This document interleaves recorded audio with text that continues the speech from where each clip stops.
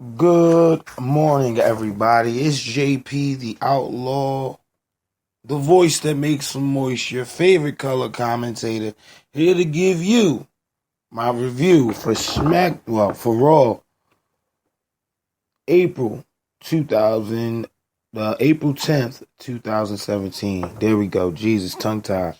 And we got some shit here on this one, guys. So let's get into it.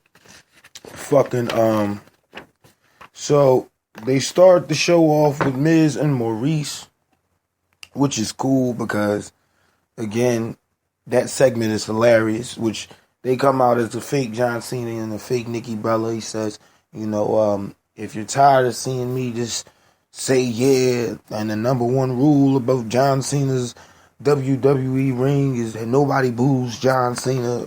All that good stuff. So Dean Ambrose comes out and completely bamboozled by the Cena shit, the Brie Bella shit. He goes in and said, man, congratulations for your wedding. I know you're doing your thing in Hollywood. Long as you don't make a Marine 5, we should be all right. And, Miz goes there, takes off the hat. He takes off Maurice's wig, and I'm the Miz, that's Maurice, like, what the hell is wrong with you? And Dean's like, all right, well, since you're the Miz, dirty deeds. And that was pretty much the end of that segment. They go into a backstage segment with Kurt Angle, Sami Zayn, Maurice, and the Miz. Sami Zayn wants to go to Smackdown. Everybody's telling him that this is probably the best move for his career.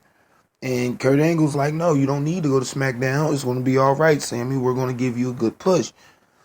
The Miz interrupts their conversation, and, Kurt was like, well, give me a minute. Matter of fact, you want a match? It's you and Sami Zayn later tonight. Cool. Then they go into New Day versus The Revival. Apparently last week, Kofi Kingston got injured. I will give you guys updates on that. I haven't seen anything. He might just be taking off. But I'll let you know. The Revival, as far as I'm concerned, as far as tag teams go, they're one of the best tag teams in the business. They got a good in-ring work. It reminds me of a young Edge and Christian. Like the way they go in and out of the ring. Edge and Christian used to do a little bit of something like that. And if not them, I would say any combination of the Radicals. Any combination of the Radicals. I'm talking about Chris Benoit.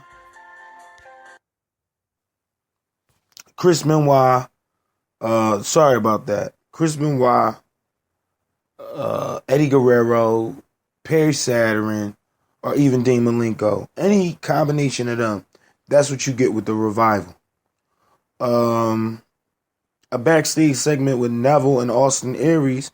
They'll be going back at it for payback. So, meanwhile, in the backstage interview, Neville's like, well, nobody's on my level. TJ Perkins comes up and says, your reign on the top is shortly lived. And he said, you're not even near my level, to TJ Perkins. And so Austin Aries walk up and is like, yo, are you believing this shit?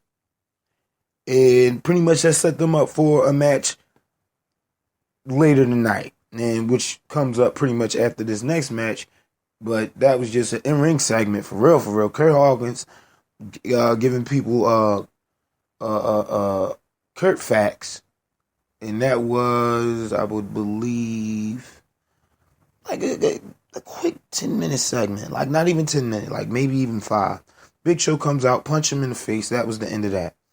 Austin Aries versus TJP, which I like here, because not only did they get a promo segment, they also got a decent book match as far as time go. I think it went like 8 to 7 minutes, which is cool.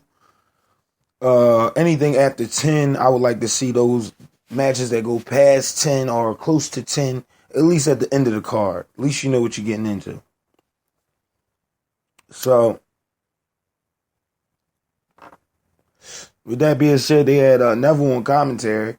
Neville comes out, causes a distraction for TJP to pick up the win over Austin Aries. Then or TJP attacks Austin Aries, which was just a setup by Neville. So I don't know what they're going to do. I would like to see that three-way. They could do that on Raw and let it go to, when it goes to Payback, they could just have Neville and Austin Aries. I think that'll be a good match. Give them more time than what they had at WrestleMania. And I bet you it'd be talked about all year. Seth Rollins in the in-ring segment, he comes out and expresses his disdain for Stephanie McMahon, talking about he beat the King Slayer. He beat the King of Kings. He is the King Slayer. He's worried about his career on Raw. He says, I know how the politics go here. I might be going to Smackdown. I don't want to go. This is where I'm at. Kurt Angle comes out. You hear his music hit. As soon as you hear his music hit, you already knew Kurt Angle was going to let Seth Rollins leave Raw. And, meanwhile, back at the ranch, Seth Rollins, before Kurt Angle came out, said that, I got some scores to settle with Samoa Joe. Now, I like how they book Joe. Joe is a destroyer, okay? And he's not one of those, I'm going to bully you and beat the shit out of you. He's one of those, why did you mention my name? Now I'm coming to fuck you up. Because I didn't have a problem with you until you mentioned my name. Mind you, Seth Rollins' beef is with Triple H. Again, Samoa Joe is basically his destroyer. I understand this is just how shit went down, Seth. You can't get mad. But again, I would like to see these two go at it at Payback. I think it'd be a hell of a good match. Do I think Seth Rollins is 100%? No. No, he is not 100%. I would believe that's why I started in getting a solid match. You'll get promos and so on and so forth until he has time to rehab. So that just makes sense to me. Kurt Angle winds up breaking up the scuffle between the two. And, they go their separate ways, which cuts into another segment. So it's pretty much, basically, you'll see Samoa Joe, Seth Rollins, Payback. Don't worry about it. Which takes up another backstage interview with Kevin Owens. Kevin Owens tells everyone that he is the U.S. champ, which makes him the face of America. Wow, that's deep. He got in-ring action with Dean Ambrose later that day, and the guy wanted to get his thoughts on it. Well, he said he's not going nowhere. He's the highlight of Raw. The only man to have both titles in a shorter period of time is Seth Rollins. So, with that being said, Kevin Owens, keep doing your thing, man. I love your promo work. I love your mannerisms in the ring. And there's really no wrong Kevin Owens can do. Now, since all the big guys are out of the way, all your Goldbergs and your Brock Lesnar's, at least until SummerSlam, it's time to put Kevin Owens up there. It's time to give him a decent run. He should have an even longer U.S. title run than he had a Universal Championship run. That's my opinion. They're going to a match with Nia Jax in Charlotte. Nia Jax, big one for Nia Jax. Completely dominant towards the end of this match. I wonder what they're going to do with Charlotte. I wonder what they're going to do. Me personally, if it was me, I would move her to SmackDown, make her turn her face, and have her go up against the likes of, I don't know who else you're going to put on SmackDown. Alexa Bliss, Mickie James have all come over to Raw, so it's kind of like, who else do you put her against? Natalya, Carmella, are they ready? You don't know, and that's what I'm saying. I doubt if they move Charlotte. I got them moving Sasha before they move Charlotte because they want to keep that Bayley versus Sasha thing. I would believe for like a SummerSlam Survivor Series, one of the big four. So it wouldn't surprise me if they moved her. But moving on, Jinder Mahal versus Finn Balor. Finn Balor looking great in the ring. He does his thing always. Always does his thing. I'm waiting to see when they're going to start booking him a little bit primarily because of the WWE fan base getting behind him 110%. I want to see how they do that. Just a quick go over of who got moved, and again, I will give you official list today. If you don't see it on my Facebook, you'll see it on my Twitter. And of course, Wrestling Amino fans will see it first. Just look up there. I'm gonna have a whole list together for you. So I got Apollo Crews, Kalisto, Rhino, and Heath Slater is all moving to Raw. So that's just a couple of names. I will give you an official list sometime today. Sami Zayn versus The Miz, good match. The Miz went over. I'm tired of him using the Blue Thunder Bomb. It's one of the best moves in the fucking business right now. But again, everybody kicks out of it, so it makes it look weak. It makes it look pointless. So why you kept fucking letting him use it if it's not going to pick up a big win? Any fucking way. Sami Zayn wins the match. The Miz loses.